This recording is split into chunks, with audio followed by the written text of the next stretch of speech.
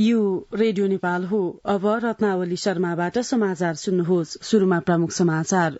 सत्य निरूपण र मेलमिलाप विधेयक, संसदको काम कार्यवाही प्रभावकारी बनाउने लगायत विषयमा प्रमुख तीन दलका शीर्ष नेता र सभामुख बीच छलफल। विधेयक संसदबाटै टुंग्याउने सत्ता गठबन्धनको प्रस्ताव समितिमा लैजानु पर्नेमा एमालेको धारणा। आम संचार माध्यमलाई एकद्वार प्रणालीबाट विज्ञापन उपलब्ध गराउने तयारी भइरहेको संचार मन्त्री शर्माको भनाई। देशभरका 44 अस्पतालसँग सामाजिक सुरक्षा कोषको सम्झौता भएका अस्पतालसँग सेवा लिँदा लाभग्राहीले लागेको रकमको 20% मात्र बुझाए पुग्ने। र ट्युनिसियाको दक्षिण पूर्वी तटमा डुंगा डुब्दा कम्तीमा 20 आप्रवासी बेपत्ता। सुन त, भोलिको मिटिङको लागि सबैलाई फोन गर्यो? छैन सर, मेरो मोबाइलमा ब्यालेन्स नै थिएन। अलि पछि गर्छु ल्यान्डलाइनबाट। ल हेर, मोबाइलमा ब्यालेन्स छैन भनेर हुन्छ? तिमीलाई थाहा छैन यस कार्यालयले नेपाल टेलिकमको कर्पोरेट युजर ग्रुप अर्थात सीयूजी सेवा लिएको छ। तिम्रो नम्बरलाई पनि सीयूजीमा सहभागी गराउ न। अनि सर, मेरो त प्रिपेड नम्बर हो नि। अहिले नेपाल टेलिकमले प्रिपेड र पोस्टपेड दुवै फोनमा सीयूजी सेवा लागू गरिसकेको छ। सीयूजीमा आबद्ध भएपछि हाम्रो कर्मचारीहरू बीच निशुल्क र नेपाल टेलिकमको नेटवर्कमा सस्तो दरमा फोन तथा एसएमएस गर्न र डाटा चलाउन पाइन्छ नि। तिमीलाई थप जानकारी चाहिएमा नेपाल टेलिकमको वेबसाइट www.ntc.net.np मा हेर न। नेपाल टेलिकम, राष्ट्रको संचार।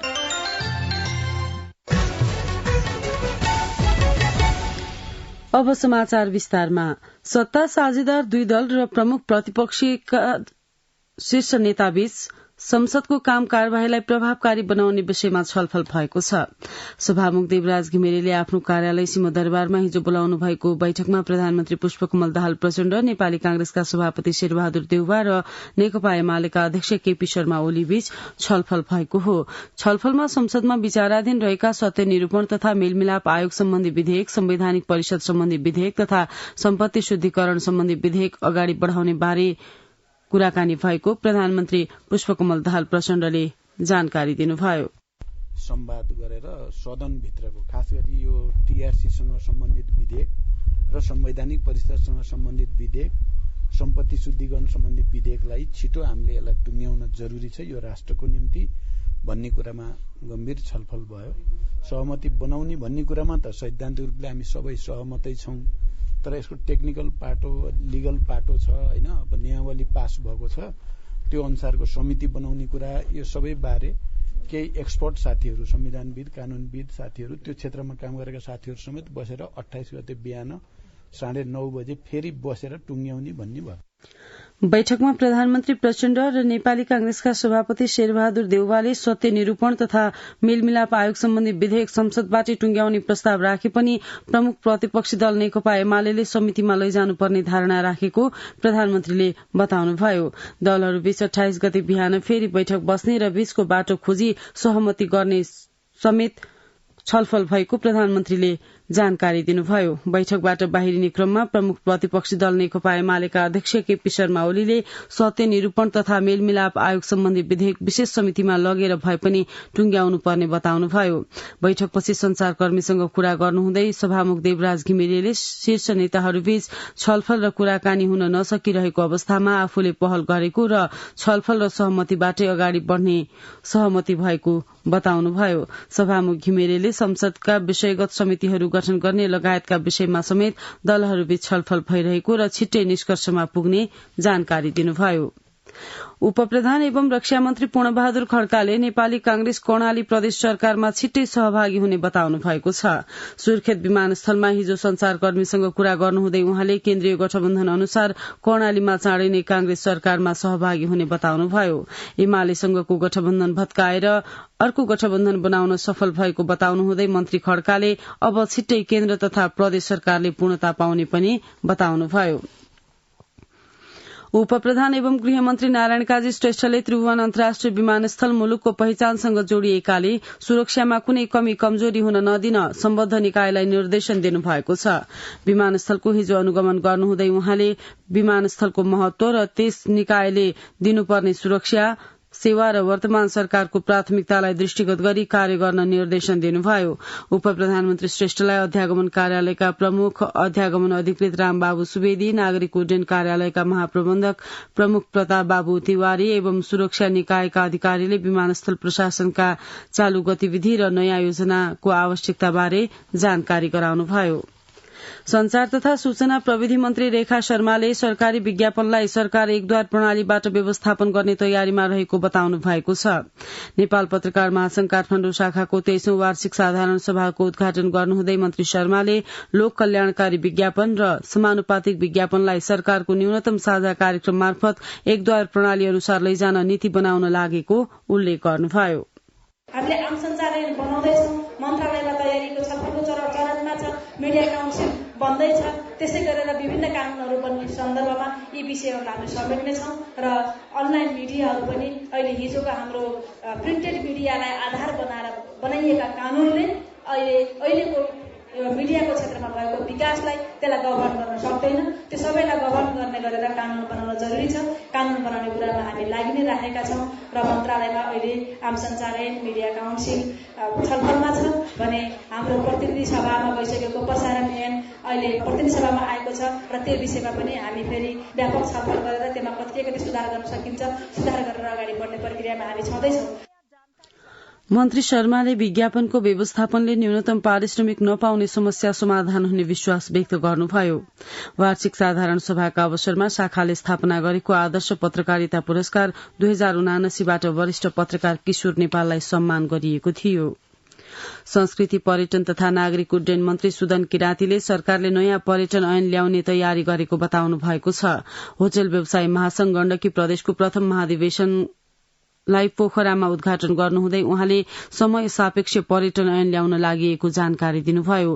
वर्तमान ऐनमा भएका धेरै विषयहरू सुधार गर्दै समय सापेक्ष पर्यटन ऐन ल्याउने उहाँको भनाइ छ। मन्त्री किरातीले मन्त्रालयले 20 वर्ष दीर्घकालीन कार्यक्रम घोषणा नगरी आवश्यकताका आधारमा तत्कालका योजना र कार्यक्रम ल्याउने तयारी गरेको बताउनुभयो। घुमौं नेपाल, हेरौं प्रकृति र चिनौं संस्कृति भन्ने नारासहित पर्यटनको प्रचार अन्तर्राष्ट्रिय स्तरमा समेत गर्ने योजना रहेको पनि उहाँले उल्लेख गर्नुभयो। नेकपा एमालेका अध्यक्ष केपी शर्मा ओलीले एमालेभित्र कुनै गुटबन्दी नरहेको बताउनु भएको छ। अखिल नेपाल महिला संघ अनि मसंघको 7औं राष्ट्रिय अधिवेशनको हिजो उद्घाटन गर्नुहुँदै अध्यक्ष ओलीले पुराना पुस्ता र नयाँ पुस्ता जोडिँदै अगाडि बढ्नु आजको आवश्यकता रहेको औल्याउनुभयो। अध्यक्ष ओलीले नेपालको महिला आन्दोलन जस्तोसुकै प्रतिकूल अवस्थामा पनि सफलतापूर्वक अगाडि बढ़ेको उल्लेख गर्नुभयो।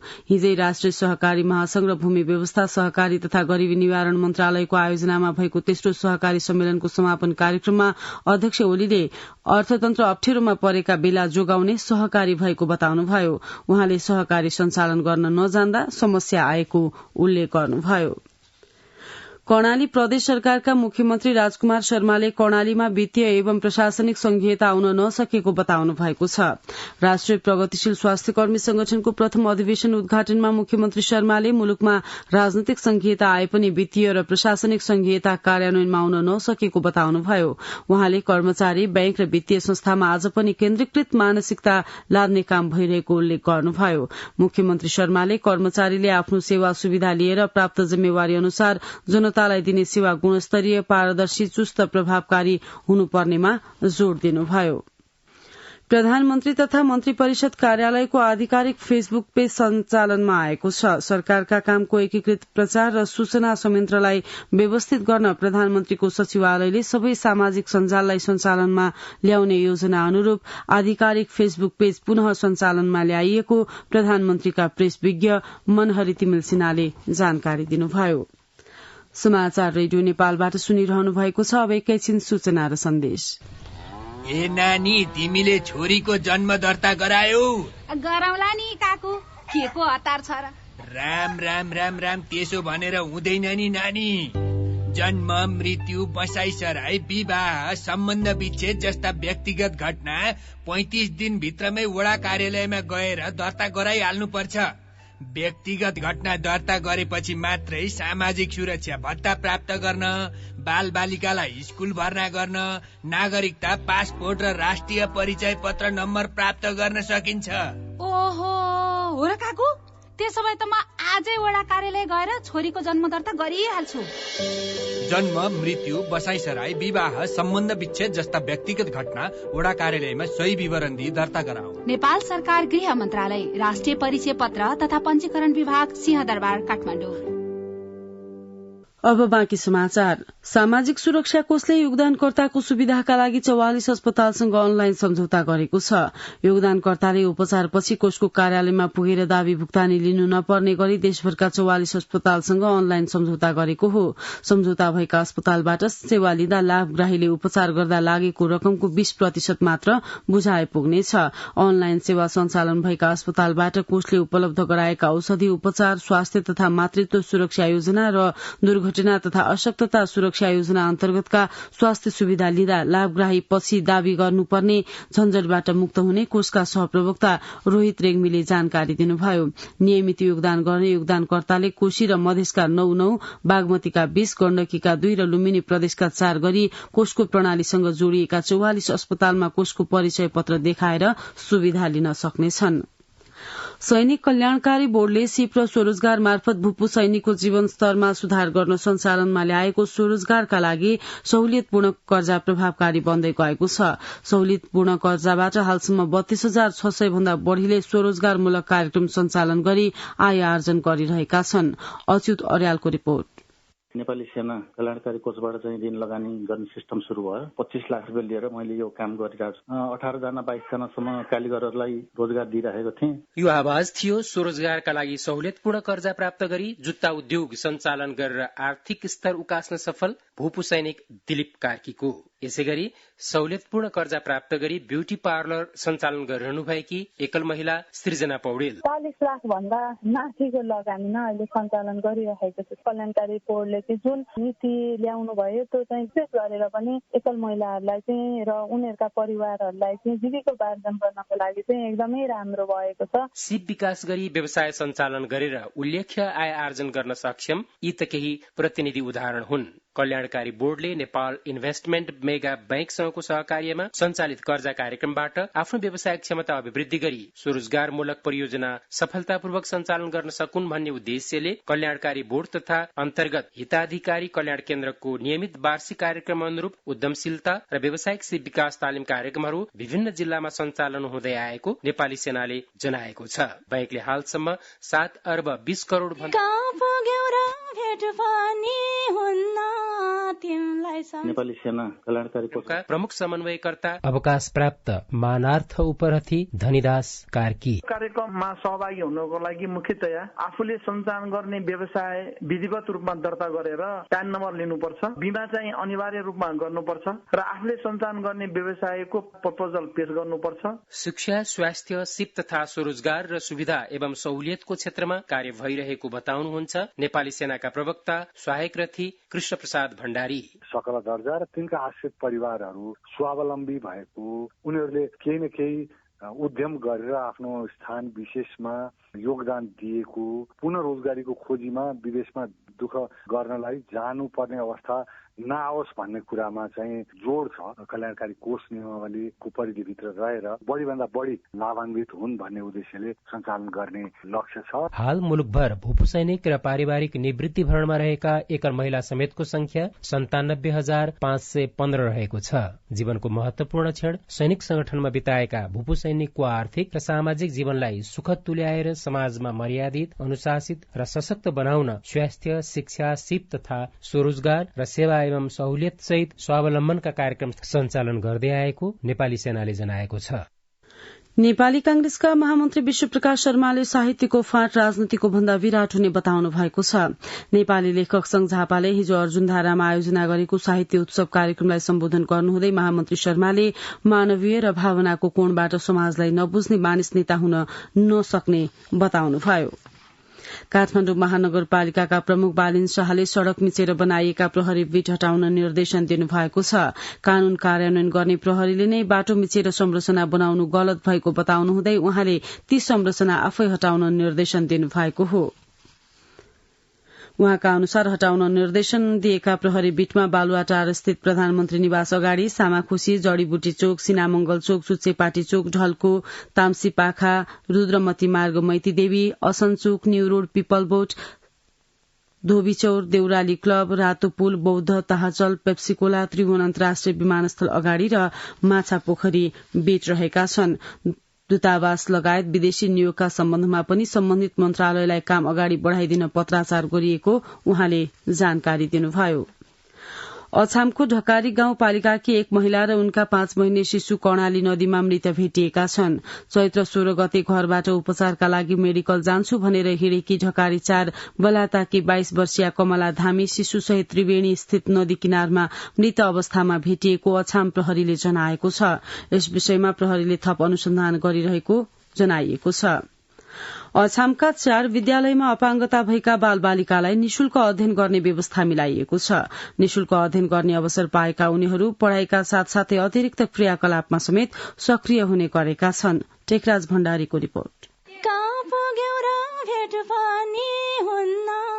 तिमलाई सम्झे मायती रुन्न एउटा फोटो पठाइदेऊ नौजाले।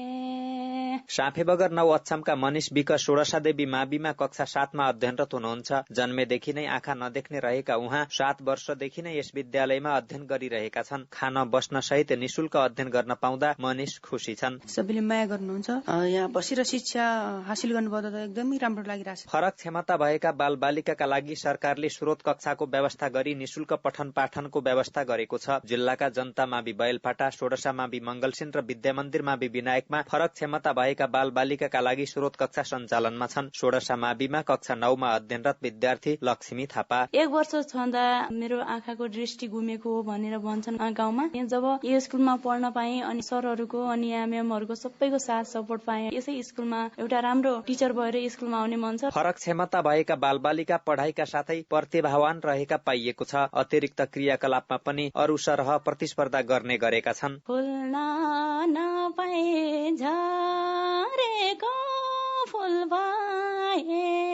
अछाममा करिब 20 वर्षदेखि स्रोत कक्षा सञ्चालनमा छन्। उनीहरू अहिले स्नातकोत्तरसम्मको अध्ययन गरिरहेका छन्। षोडशादेवी माविका प्रधानाध्यापक मदन बहादुर कुँवर, हामी कहाँ 10 जनाको कोटा छ। त्यसमा विगतदेखि नै हाम्रो यो चाहिँ विद्यालयबाट 1 जना दृष्टिहीनमै शिक्षिका हुनुहुन्छ। धेरै विद्यार्थीहरू हामीबाट दृष्टिहीन पास भएर पनि गइसकेका छन् र केही विद्यार्थीहरू डिग्री पनि पढ्दैछन्, पढिसकेका छन्। सुस्त श्रवण भएका बालबालिकालाई अध्ययन गराउने महेन्द्र मावि बैलपाटाका प्रधानाध्यापक कालु सिंह बोहरा, बेसिक लेभलका जो कुराहरू सिकाउनु पर्ने छ। मेरो विश्वास छ महेन्द्र माविले विशेष शिक्षाको पाठ्यक्रममा जति पढ्नु पर्ने थियो त्यो पर्याप्त मात्रामा उहाँहरूले सिकेको सन्तुष्टि पनि छु। फरक क्षमता भएका बालबालिका पनि उचित अवसर र वातावरण पाएमा अरू सरह गरेर देखाउँछन् भन्ने प्रमाणित नै गरिदिएका छन्। स्रोत कक्षाको संख्या बढाउँदै सबै प्रकारका अपाङ्गता भएका बालबालिकाका लागि शिक्षाको व्यवस्था गर्न सकेमा उनीहरूका लागि थप राहत पुग्ने देखिन्छ। टेकराज भण्डारी, रेडियो नेपाल, अछाम।